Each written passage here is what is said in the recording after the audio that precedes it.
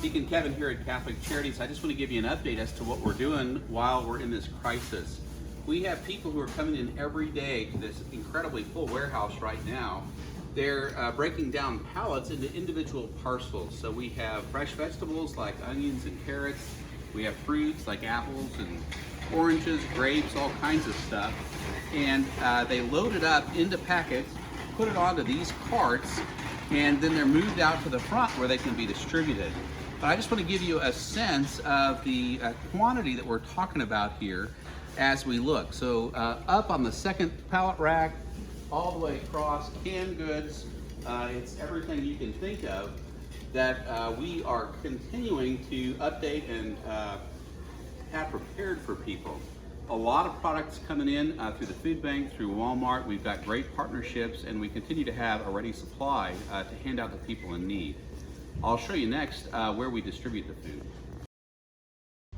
So here we've got loaded vegetables and fruit that are on carts. They're brought in by volunteers. At this point, we've not made any contact with the clients, so all of that sorting and packaging and getting things ready is taking place in a very safe environment. And then we also have all of our foodstuffs, including fresh eggs and bread and all kinds of pastries that are being packaged up that can then flow out to the front door so that we can serve clients. So here we are now outside of what was the clothing center, and it's our food distribution point to the clients. What they do is they come down the road, they go into the circle driveway here, we take down their name and their information about their family, and then our volunteers pack the groceries into the back of their car. They then go around the circle drive and back out to the road. The client never needs to get out of their car, and it allows us to serve people fast and efficiently. We usually serve 75 in a day. We've served as many as 300 families in a day in this process, and it's really working out very well.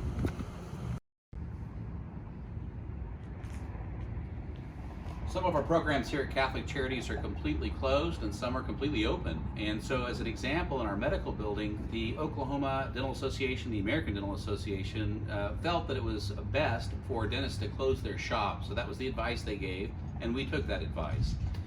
We did still help though. We donated all of our masks to our healthcare system so that in their time of need, we can help them supply PPE that is necessary for their nurses to do services and their doctors to do surgeries. On the other end here, we have the pregnancy program. It's a partnership with OSU Medical Center.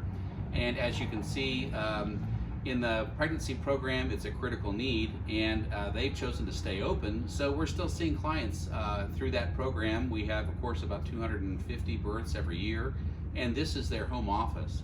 So one program closed, another program open. We meet and discuss the needs of each program and customize the response so that we can be safe, but also benefit our community. I just want to also point out that the campus is absolutely beautiful right now. We've got all of our trees in bloom. We've got, of course, our beautiful statue of Blessed Mother Teresa in the background. It's something that's uplifting and gives dignity to every person who comes for food or for pregnancy services, and that's something we can all be very proud of. So here I am in the kitchen. We got Michael Fusco behind me and a great team of volunteers. He's got spaghetti on the stove, he's got sausage in the cooker over there.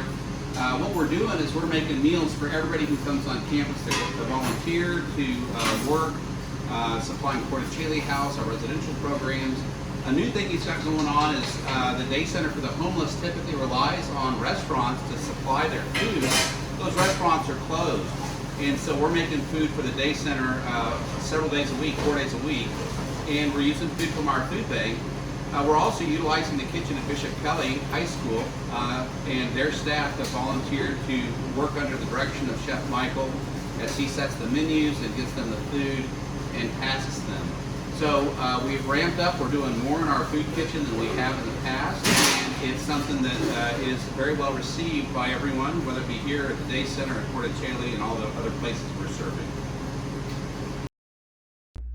So here we are in the counseling and adoption area. As you can see, it's kind of a doors closed, lights off environment.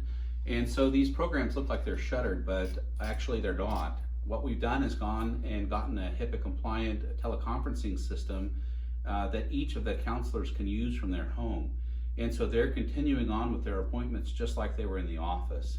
And the same is true over in our immigration program. Lights off, doors closed, but fully active in their law practice. And so we have tried to do everything we can to make the system safe, but to still be productive. And that's true with many of our programs. Now, we're not going to go down to Porticelli House, but I would mention that they are still open and running as well, but they have really kind of gone into a hunker down mode just like this. We've very much restricted who can come into the building, and we take temperatures of every guest that arrives.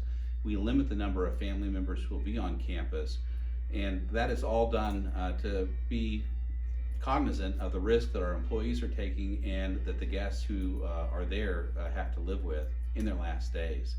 So it's just an example of how we can dynamically shift our workflow and still be productive.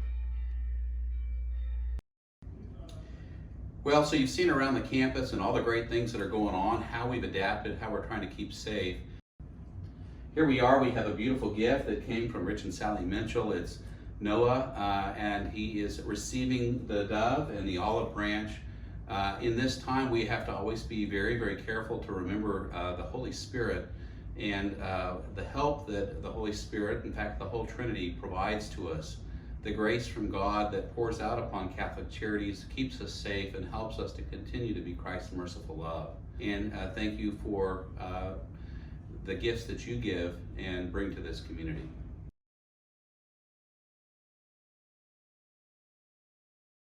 As we just showed you, they then come in here and we've got the food distribution. Take two.